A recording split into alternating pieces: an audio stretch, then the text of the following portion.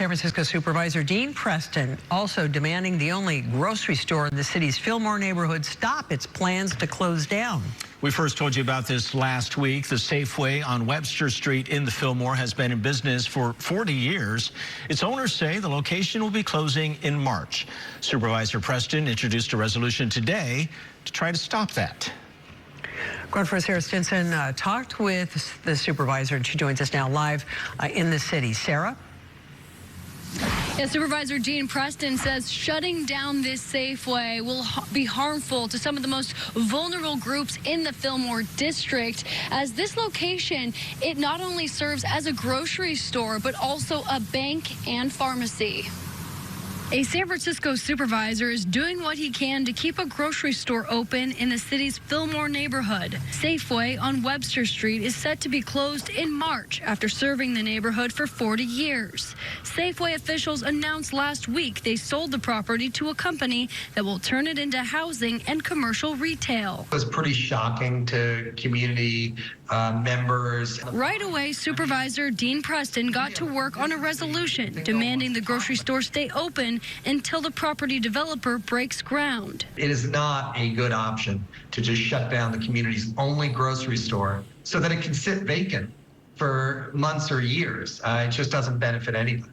Preston says the closure of Safeway would be devastating, as the next closest location is a mile away on Market Street. This is a major slap in the face to the Black community, in the Fillmore, to Japantown right next door, to the many, many seniors of all races. Preston says he's working to schedule a meeting with Safeway and the developer to make sure that a grocery store is included in the long-term plans for the property. Meanwhile, instead of actually trying to meet with the politicians in San Francisco, they're going to meet with the business owners. It's the business owners' fault for closing. I bet you this place got robbed a bunch of times. I bet you this place got robbed a lot. And that's why they're leaving, because they're not profitable in this area. And they're trying to close down. And they don't want the business to go away. They don't want the grocery store to go away, because, like they said, the next one is an hour, not an hour, but a mile away, which is far for older people, older citizens, which sucks. But instead of going after the politicians that are making them go away because they're not protecting them, they're not making it safe for them to run a business, they're begging these owners to actually stay and not make a profit for just the people that actually shop in this area. It's weird. It's weird. It is weird. Now San Francisco and their politicians are trying to force this grocery store, Safeway, to stay by adding an ordinance bill to force them to stay, or they got to give them a notice, 6 months notice that they're gonna leave. So what Safeway did was, actually, they said they're going to stay instead of selling off their business. And the thing is also, is that Safeway also has to sell the business to somebody who's going to basically going to keep the grocery store running. They're forcing businesses to stay at a loss. Businesses are losing profit, and they're forcing them to stay, keep open, and forcing the owners to actually pay for the losses to keep it going. That's why we call San Francisco a loser's city. We have loser states, now we have loser cities. San Francisco proposal would allow lawsuits over grocery store closures. San Francisco Supervisor Dean Preston unveiled the grocery Protection Act requiring grocery stores to provide 6 months written notice before closure. Who the hell are you for me to have to tell you if I'm closing down or not?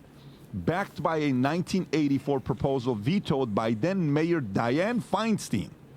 Preston emphasized the necessity of community input, stating our communities need notice, an opportunity to be heard, and a transition plan. How about you protect that business before they have to tell you what's going on?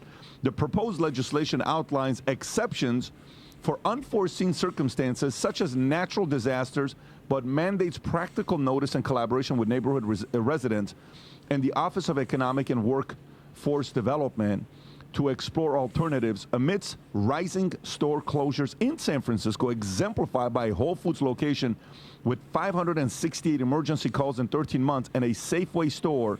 That is insane, Tom. Facing closure, the Grocery Protection Act seeks to address broader challenges, emphasizing the need for sustainable solutions amidst community concerns. Tom. Well, first of all, let's do some math here. 568 emergency calls in 13 months. 13 times 30 days is, oh my gosh, 390 days. And let's see. So that's basically, we're coming up on 1.5 emergency calls a day.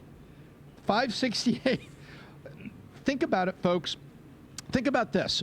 What if Mike Tyson said this? I want to fight longer.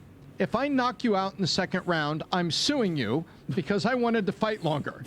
And so you have San Francisco policies and refusing to, by the way, this is also the grocery stores and CVS is what we were just talking about. You can find any number of videos watching people coming in with those giant bags, just sweeping stuff off the shelves. Sweeping it off the shelves to the point, and then the CVS people, they told their employees, don't touch them, don't bother them, don't get in a fight. Maybe they have a knife, don't get hurt, just let them do it. So now, after all this is happening and it's so bad, the public policy, now you say, listen, I'm going out of business, I have to close. So in other words, policy knocks out the business owner. Now they're going to sue the business owner for being knocked out. That's what we're looking at here. And really, here's the problem. They are trying to find someone to blame. The bottom line is the liberal freaks that are running government there are looking for someone to blame. Oh, they're greedy, so they're closing stores. Wait a minute. That's not how greed works. Greed works, I want to scale the business. I want more stores in more neighborhoods. I want to beat the other guy. I want to win, and I want to make profit. That's how greed works. So when they're forcing them to stay. These politicians, these loser politicians, that's what I'm calling them now, losers, these losers that run San Francisco, they're not blaming themselves. They're not looking in the mirror and saying, well, it's my fault. No, it's not my fault. They're looking in the mirror and saying, it's not my fault. It's those greedy people that want to leave, that want to leave the business, that want to leave their business and go somewhere else, trying to make money, trying to make profit. How dare they make profit? Who cares about their profit? They're supposed to stay open. The people have a right to a grocery store. No, they don't. People don't have a right to a grocery store. People have a right to have a grocery store and keep it open if you protect it and keep it safe and make sure that it gains profit. If a grocery store is not making profit, it's not making ends meet, then it's not going to stay open, and you're not protecting it. You're not protecting it. The city is not protecting it. The city is not protecting that grocery store for it to be open. It's allowing crime to happen in that grocery store. It's allowing theft to happen in that grocery store. That's why they can't make profit. And that's why they have to leave. And if they are forced to stay, they're going to keep losing and losing money. So basically punishing the business. They're punishing the business for the fault of the city and for how it's run. That is terrible. That is a terrible city. That is a fascist, communist city. That is a loser city. That's how you're going to lose a lot of businesses to coming in. If you look as a business, especially a grocery store business, if you want to open a grocery store business, I recommend not going to San Francisco. They're going to look at that and say, well, if I lose money and I can't run away, I can't leave, I can't just up and leave. I have to actually ask the government to leave, and I had to find what's also in that bill, which they didn't read, is that they have to find somebody else, somebody who's actually another grocery store owner, to take the place. That is dictatorship. That is authoritarianship. That is communism right there. When the government tries to control the means of production, when they're trying to control groceries, the way people, not the way the people buy, but where they buy. That is messed up, man.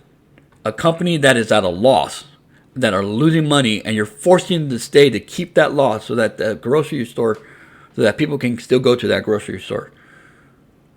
And this is all through because all the layoffs is going on in California, all the fast food layoffs, all the closing of other stores, other grocery stores, other like CVS, Walgreens. A lot of those are closing down because they can't make profit. So they're moving to other states. They're opening it up in other states where they are pro-business. It's not pro-business in San Francisco. It is not. It is not. I feel sorry for the people that live there, but you only can feel sorry for them for so long because they voted for this. They don't look at the politicians that they put in office. They just say, well, whoever I put in there is supposed to fix it. No. You got to put somebody who's willing to fix the issue. Somebody who's willing to do the work and fix the issue instead of just there to blame others for their issues. So you got to get rid of the mayor, and you got to get rid of all those city councilmen, and then you got to get rid of your governor and your tenant. You got to get rid of.